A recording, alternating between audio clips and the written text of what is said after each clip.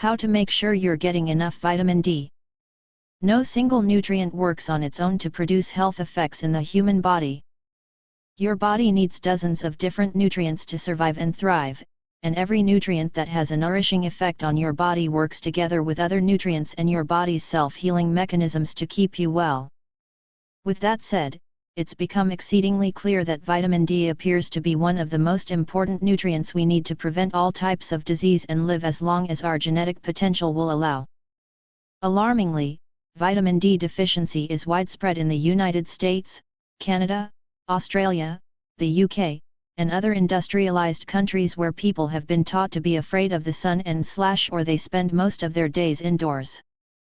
If you work indoors and do not get some exposure to sunlight on a regular basis, free of wearing sunscreens and makeup, it's quite possible that you are compromising your health by being deficient in vitamin D. The fact is, it's extremely hard to get all of the vitamin D that you need to experience your best health without some exposure to sunlight. Without vitamin D production from exposure to sunlight, you would need 10 glasses of milk that's been fortified with vitamin D to get the minimum amount of D that you need each day. And if you've been following our blog, you are aware of the many health challenges associated with consuming dairy products, including recurrent ear infections, sinus congestion and infections, eczema, psoriasis, rheumatoid arthritis, and many other chronic, degenerative health conditions. Salmon, mackerel, and other oily fish are good sources of vitamin D, but again, you would need to eat much more than is realistic for the average person to meet your minimum vitamin D requirement from eating oily fish alone. The bottom line is this: intelligent exposure to sunlight on your bare skin is the best way to ensure optimal vitamin D status. And with sunlight-generated vitamin D, you don't have to worry about having too much D in your system, as sunlight destroys any excess vitamin D that it generates in your skin. This is an important point, as having too much vitamin D in your system can be problematic. How does sunlight create vitamin D in your body? Sunlight contains ultraviolet, UV, rays that come in 3 different lengths, UVA, UVB, and UVC. UVB rays are the ones that are capable of producing vitamin D in your body by acting on cholesterol found in your skin. To make vitamin D, you need UVB rays to come into direct contact with your skin. UVB rays cannot penetrate glass, so you don't make any vitamin D while you're sitting in a car or by a window at work or at home. But creating enough vitamin D in your body isn't as simple as getting a certain number of minutes of sunlight exposure every day, because the number and intensity of UVB rays that reach your skin and lead to vitamin D production is affected by a number of different factors, the main ones being your skin color. Lighter skin color allows deeper penetration by UVB rays, which decreases the amount of sunlight exposure needed for adequate vitamin D production. If you have darker skin, it's harder for UVB rays to penetrate your skin and create vitamin D, which means that you need greater exposure to sunlight than someone with lighter skin. Season. If you live above 35 degrees latitude north or below 35 degrees latitude south, you receive little to no UVB rays from some point in autumn to some point in spring. During this time, your body has to rely on the vitamin D that it has created during warmer months, or on intake of vitamin D through food and supplements. Altitude and latitude. The further north or south you live from the equator, the less exposure you have to UVB rays. The higher you live above sea level, the greater exposure you have to UVB rays. Pollution and clouds. Both decrease the number of UVB rays that reach you. Your age. With each passing year, natural degenerative changes that occur in your skin make it harder for UVB rays to convert cholesterol in your skin into vitamin D. It's a known fact that elderly people need to rely more on food sources than sunlight for their vitamin D. At 70 years of age, the average person has approximately 30% of the capacity to generate vitamin D from sunlight that a 20-year-old has. Why is vitamin D important again? There's a growing mountain of evidence that indicates that having enough vitamin D in your body is essential to reducing your risk of every disease that we know of. Every single one, no exaggeration. In particular, vitamin D deficiency is strongly linked to increased risk of experiencing the following: Cancers of the breast, ovary, prostate, colon, esophagus, pancreas, and leukemia. A study published in the American Journal of Clinical Medicine in 2007 found that women who ingested 1,100 IUs of vitamin D and 1,200 mg of calcium daily reduced their risk of developing cancer by 70%. 1. Diabetes types 1 and 2. 2, 3. Osteoporosis. 4, 5. Osteomalacia. Chief complaint is typically generalized aches and pains throughout muscles and bones, often misdiagnosed as fibromyalgia or chronic fatigue syndrome. 6. Multiple sclerosis, rheumatoid arthritis, and other autoimmune illnesses. 7, 8, 9, 10. Colds, flus, and other infectious diseases like tuberculosis. Rickets, which occurs at about 6 months of age in children who are vitamin D deficient. Presenting signs are typically skeletal deformities, growth retardation, and muscle weakness. 12. How much vitamin D do you need for your best health? Based on all of the most recent research that I have reviewed on this matter, I feel that an optimal range is somewhere between 50 and 60 ng/milliliter, 125 to 115 mol/L. To convert ng/milliliter to mol/L, simply multiply by 2.5. Unfortunately, the only way to know where you're at is to ask your doctor to include 25-O-D, also known as 25-hydroxy-D, with your blood work during your next checkup. Some labs test for 1,25-hydroxy-D, which isn't as accurate a marker of your vitamin D status as 25-hydroxy-D, so be sure to specifically ask for 25-hydroxy-D. You want your 25-hydroxy-D level to be at least 30 ng/milliliter, 75 mol/L, but again, based on the research that I have reviewed, mainly that of Dr. Michael Hollick, the optimal range appears to be 50 to 60 ng/milliliter.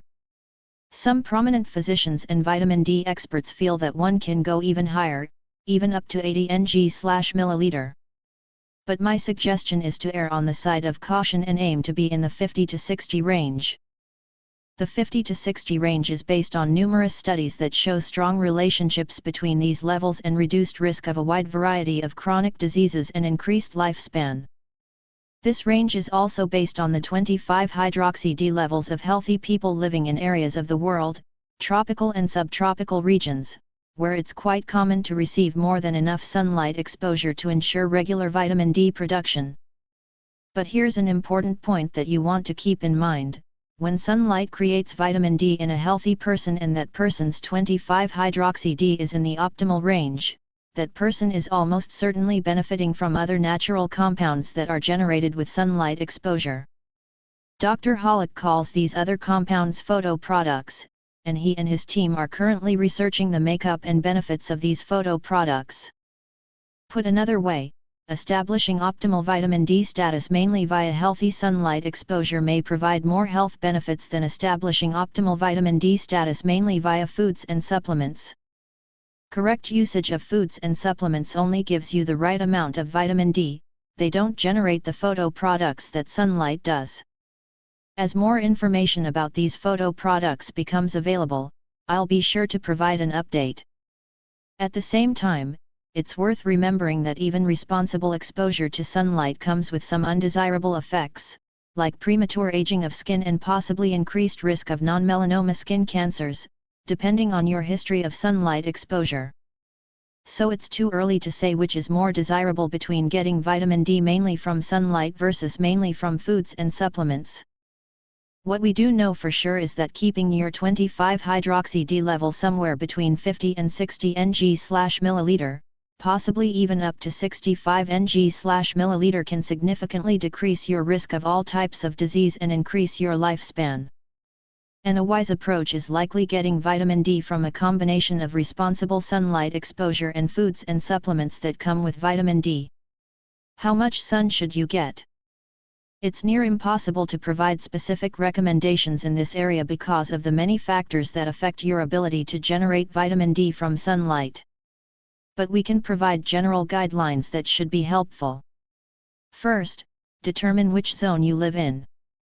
If you can't pinpoint which of the 4 zones you live in, simply Google latitude of the name of your city. Once you have the latitude of your city, you'll know which of the 4 zones you live in. Tropics, 0 to 23 degrees, e.g. Honolulu, high, 21 degrees. Subtropics, 23 to 35 degrees, e.g. Atlanta, GA, 33 degrees. Mid-latitudes, 35 to 50 degrees, e.g.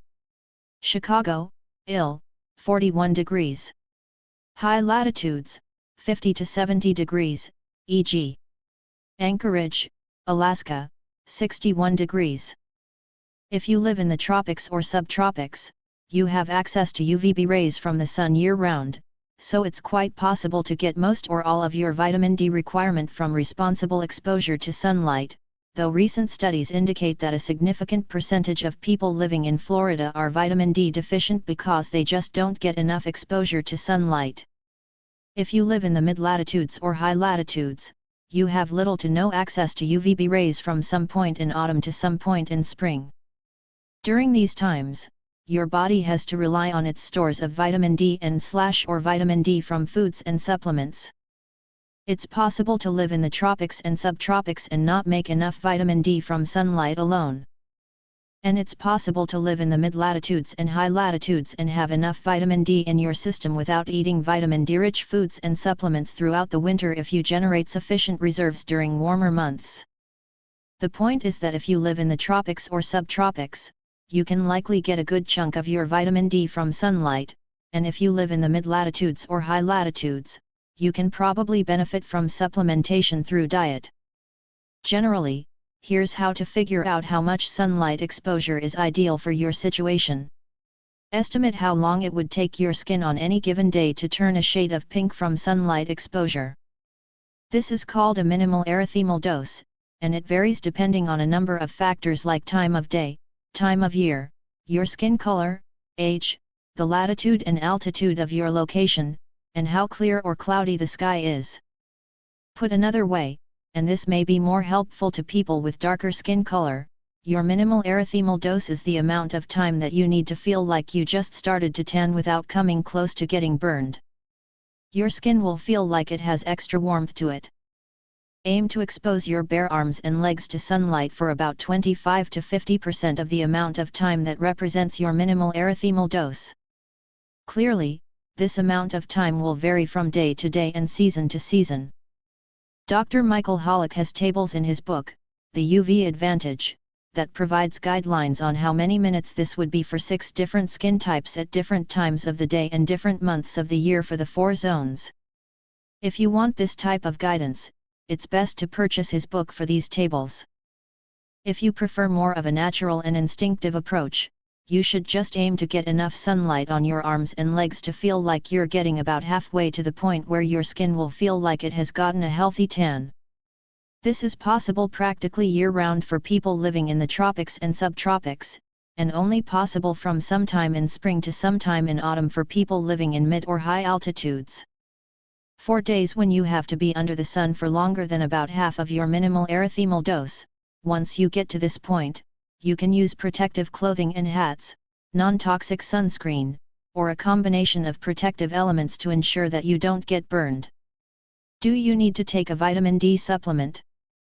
The easiest way to figure this out is to have your blood tested for 25-hydroxy-D. If you're below 50 ng/milliliter, you can get more vitamin D through sunlight and/or take a vitamin D supplement. If you live in the subtropics or tropics and you aren't shy about getting sunlight exposure, chances are that you don't need to take a vitamin D supplement, but again, the only way to be absolutely sure is to get a 25-hydroxy-D test. If you are indoors quite a lot, tend to stay out of the sun, and/or live in the mid or high latitudes, chances are good that you can benefit from vitamin D supplementation. Here are some statistics, compiled by Dr. Hollick earlier this decade, that illustrate how widespread vitamin D deficiency is in the United States. 76% of pregnant women were found to be severely deficient in vitamin D.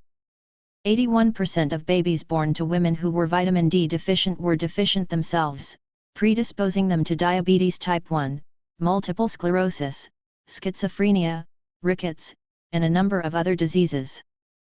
32% of physicians and medical students were vitamin D deficient. Up to 60% of all hospital patients and 80% of nursing home residents are D deficient. 42% of African American women of childbearing age were D deficient. Close to 50% of girls between 9 and 11 years of age were vitamin D deficient. Ask physicians who regularly check 25-hydroxy D levels in their patients, and I'm confident that they'll agree that vitamin D is easily the most widespread nutritional deficiency in today's population, especially among the middle and upper classes. Getting back to supplementation, the first step is to consider including healthy foods that have naturally occurring vitamin D in your diet. Here are some food that are healthy choices for most people. Food sources serving vitamin D, IU. Wild salmon, can 3 ounces 530. Mackerel 3 ounces 508. Cod liver oil 1 teaspoon 400. Sardines, can 3 ounces 231. Organic egg yolk 1 medium 25. Keep in mind that for every 100 IU that you ingest, you raise your 25-hydroxy D in ng/milliliter by about 1. These days, I rarely encounter a person who can't benefit from adding an additional 1000 IU to their diet above and beyond what is obtained through sunlight exposure and eating the foods listed above. Dr. Hollick feels that every adult and child needs to take a minimum of 1000 IU of vitamin D along with a multivitamin that contains 400 IU of vitamin D. The 100% whole food D3 supplement that I use and recommend to my clients can be found here. 100% whole food vitamin D3 supplement. I am now taking 2 of these tablets a day plus my regular dose of cod liver oil. For young children and others who can't easily take tablets, I typically recommend Carlson D drops 1000 IU. I've even run into some clients who needed to increase their intake to 4000 or 5000 IUs, and in one case, 10,000 IUs per day to get their 25-hydroxy D in the optimal range. This last case was a woman who suffered with a severe deficiency, 15 ng/milliliter, and symptoms of osteomalacia. One last point for now: if you're obese, you likely need to get more vitamin D than non-obese people, as obesity is a risk factor for vitamin D deficiency. The reason is that vitamin D gets trapped within fat tissue and can have some difficulty leaving to enter your bloodstream to supply the rest of your cells. Because of this, obese patients tend to need at least twice as much vitamin D as non-obese people in order to maintain optimal vitamin D status. 13. Q. Won't regularly getting sunlight on my skin increase my risk of melanoma? A. Responsible exposure to sunlight, getting about 25 to 50% of your minimal erythemal dose, shouldn't increase your risk of experiencing melanoma. Getting sunburned is definitely a risk factor for melanoma. More specifically, the number of sunburns experienced before turning 30 years of age is strongly correlated with risk of developing melanoma. But as long as you're responsible about your exposure to sunlight and you avoid getting sunburned, getting sunlight on your skin to manufacture vitamin D and related photo products should not be detrimental to your health. In fact, studies by Dr. Frank Garland and Dr. Cedric Garland indicate that people who work outdoors have lower incidence rates of melanoma than people who work indoors for a living. Dr. Michael Hollick points out that despite the fact that the United States was for several centuries a rural, agricultural-based nation whose citizens were outdoors much of the time, melanoma was so rare that separate statistics weren't kept on the disease until the 1950s. I'll be sure to discuss melanoma in more detail in a future post. Q. I live up north. There are some days in January and February when I can open my window and sit right under the sun and get a bit of a tan. Is my body making vitamin D when I do this? A. If you live above 35 degrees latitude north or below 35 degrees latitude south, then during the winter months, the angle of the sun's rays are such that UVB rays won't reach you. So the answer is no, even if you feel warmth on your skin from the sun's rays through an open window on a winter day, your body won't generate vitamin D if you live 35 degrees above or below the equator. During winter months in these locations, your body must rely on stores of vitamin D that were produced during warmer months and/or on vitamin D that you get through your diet. Q. Can using a tanning booth give you the UVB that you need to produce vitamin D through the skin? A. Yes, but there are a number of variables at play with tanning beds, mainly having to do with hygiene and excessive exposure to radiation without knowing about it, for me to feel that it's better for most people to rely on a combination of natural sunlight and supplementation with whole food sources of vitamin D. 3. Closing note. I realize that all of the above is a good chunk of information to digest. I encourage you to take your time in considering all of this information and really invest some effort into making sure that your body has enough vitamin D year-round. The science surrounding the human body's need for vitamin D is groundbreaking in every way, and ensuring that you are getting enough is a guaranteed way of significantly improving the quality and length of your life. Dr. Ben Kim is a chiropractor and acupuncturist living and working in Barrie, Ontario, Canada. Visit his website at www.drivebenkim.com. References, links in description.